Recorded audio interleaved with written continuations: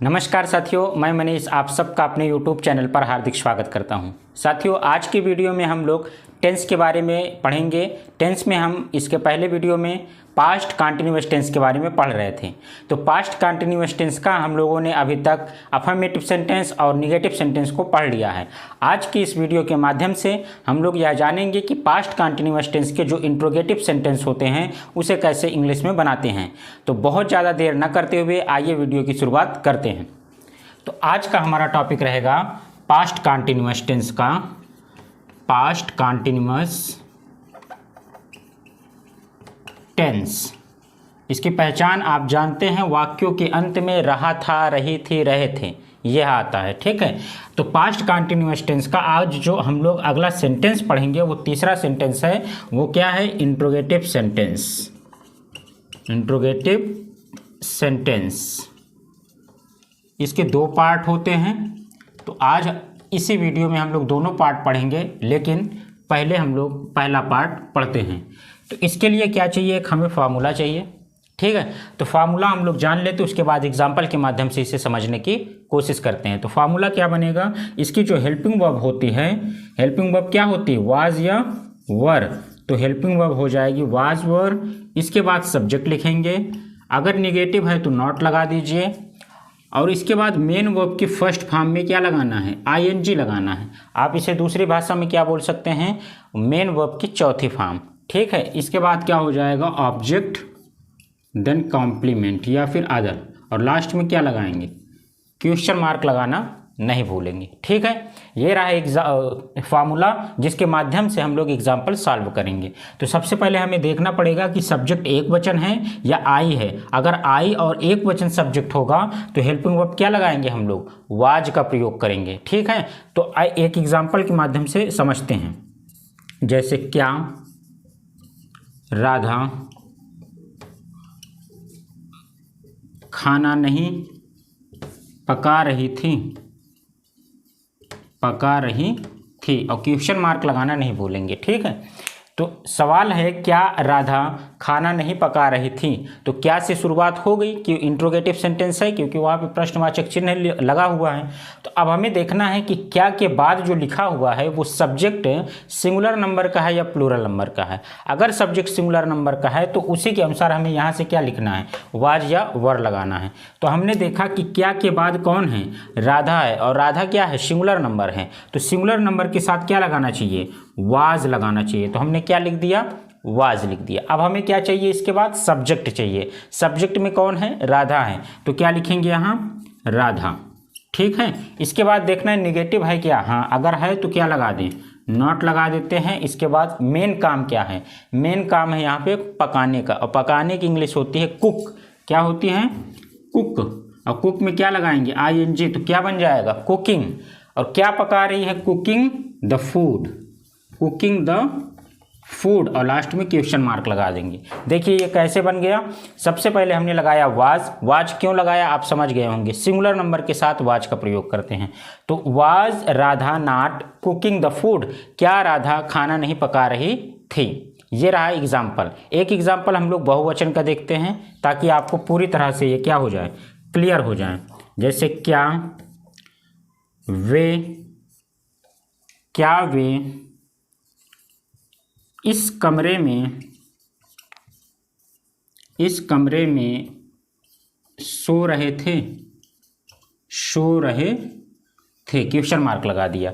देखिए, तो सवाल है क्या वे इस कमरे में सो रहे थे।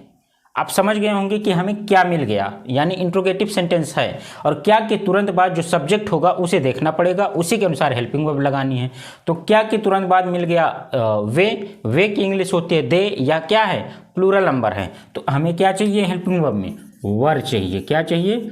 वर। और इसके बाद सब्जेक्ट हो जाएगा दे। नॉट है क्या इसमें? नहीं है, तो आप नॉट को छोड़ दीजिए। इसके बाद मेन काम देखिए, तो मेन काम इसमें है सोने का, यानी सो रहा है, स्लीप कर रहा है। तो क्या हो जाएगा यहाँ पे? स्लीप। और क्या लगाना है? आईएनजी लगाना है। स्लीपिंग, कहाँ सो रहा है? इस कमरे में। इस कमरे की इंग्लिश क्या हो जाएगी? इसकी इंग्लिश हो जाएगी दिस, इन दिस रूम।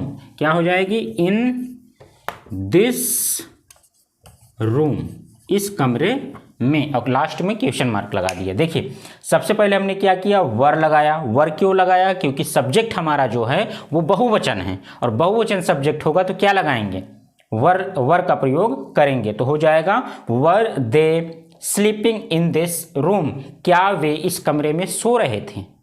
ये रहा एग्जाम्पल जिसके माध्यम से हमने पास्ट कॉन्टिन्यूअस टेंस के इंट्रोगेटिव सेंटेंस का पार्ट ए, जिसकी शुरुआत क्या शब्द से होती है, उसे देख लिया है। इसके बाद हम लोग जो सेंटेंस देखेंगे वह यह रहेगा कि जो क्या, क्यों, कब, कहाँ, कैसे, ये जो प्रश्नवाचक शब्द हैं ये अगर बीच में आते हैं, किसी भी सेंटेंस के बीच में अगर ये शब्द आते हैं तो उसे हम लोग कैसे सॉल्व करेंगे। आइए उसका एग्जाम्पल और फार्मूला देखते हैं। तो ये रहा इंट्रोगेटिव सेंटेंस पार्ट बी, जिसका फार्मूला बन जाएगा। इसके पहले क्या लगा दें हम लोग, क्वेश्चन वर्ड लगा देंगे, यानी जो भी क्वेश्चन वर्ड होगा उसे हम लोग लिख देंगे। उसके बाद हेल्पिंग वर्ब लगाएंगे, फिर मेन वर्ब लगाएंगे, फिर सब्जेक्ट लगाएंगे। ठीक है, तो आइए इसका एग्जाम्पल समझते हैं। तो एग्जाम्पल हो जाएगा कि अध्यापक बच्चों को क्यों डांट रहे थे। ये रहा आपका सवाल को सबसे पहले पढ़ेंगे। रहा था, रही थी, आया तो पास्ट कंटिन्यूअस टेंस है। इस सेंटेंस में एक शब्द आ गया है जिसको क्या बोलते हैं, प्रश्नवाचक शब्द बोलते हैं। वो प्रश्नवाचक शब्द क्या है, क्यों से हमने पहचान लिया कि ये बीच में आया है तो इंट्रोगेटिव सेंटेंस का पार्ट बी है। अब हमें सबसे पहले क्या लिखना है, इसी क्वेश्चन वर्ड को लिखना है। देखिए यहाँ फार्मूले में क्वेश्चन वर्ड को सबसे पहले हमें लिखना है। तो क्वेश्चन वर्ड जो होगा उसकी इंग्लिश सेम टू वैसे ही उतार देंगे। क्या हो जाएगी, वाई हो जाएगी। इसकी इंग्लिश क्या होती है, क्योंकि वाई। इसके बाद हमें चाहिए वाज या वर, लेकिन ये तो कंफर्म ही नहीं है। तो इसको कंफर्म करने के लिए सब्जेक्ट देखेंगे। सब्जेक्ट में कौन है, टीचर, और टीचर एक वचन होता है, सिंगुलर नंबर होता है, तो क्या लगा देंगे, वाज लगा देंगे। Why was the teacher, why was the teacher. अगर निगेटिव है तो नॉट लगाइए, नहीं है तो मेन वर्ब लगाइए। मेन वर्ब क्या है यहाँ पे, डांटना, और डांटने की स्पेलिंग क्या होती है, स्कोल्ड। क्या होती है, स्कोल्ड, और इसमें क्या लगा दें, ING। तो क्या बन गया, स्कोल्डिंग। और किसको, scolding the children, scolding the children, और लास्ट में क्वेश्चन मार्क लगा दिए। ठीक है, देखिए सबसे पहले हमने क्यों की इंग्लिश लिखी वाई, फिर देखा सब्जेक्ट में एक वचन है तो लगा दिया वाज। तो why was the teacher scolding the children, कि अध्यापक बच्चों को क्यों डांट रहे थे। ये रहा एग्जाम्पल। एक और समझते हैं, दूसरा एग्जाम्पल है इसका। माली बगीचे से क्या तोड़ रहा था। तो यहाँ पे एक शब्द फिर मिल गया, वो क्या है, क्या। तो क्या मिल गया, तो इंट्रोगेटिव सेंटेंस का पार्ट बी है। सबसे पहले इसी की इंग्लिश लिखते हैं, क्योंकि ये क्या है, क्वेश्चन वर्ड है। तो इसकी इंग्लिश क्या हो जाएगी, व्हाट हो जाएगी। क्या हो जाएगी, व्हाट। इसके बाद हमें क्या लिखना है, हेल्पिंग वर्ब लगानी है। हेल्पिंग वर्ब देखना है सब्जेक्ट के अनुसार। सब्जेक्ट में माली है, माली सिंगुलर नंबर है तो क्या लगाएंगे यहाँ, वाज। और माली का क्या हो जाएगा, द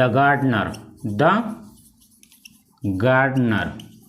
काम क्या कर रहा है, तोड़ने का। तोड़ने का मतलब प्लक करना, प्लकिंग। कहाँ से, फ्रॉम द गार्डन। क्या हो जाएगा, फ्रॉम द गार्डन, ये क्वेश्चन मार्क।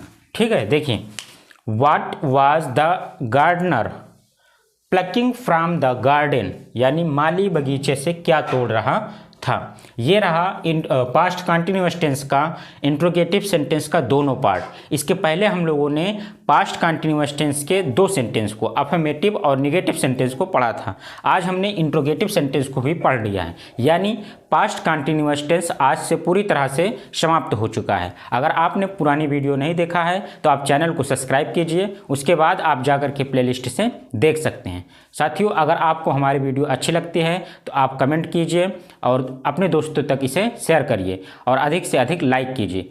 ऐसे हमारे वीडियो को देखते रहिए। बहुत बहुत धन्यवाद। Thank you so much. Best of luck.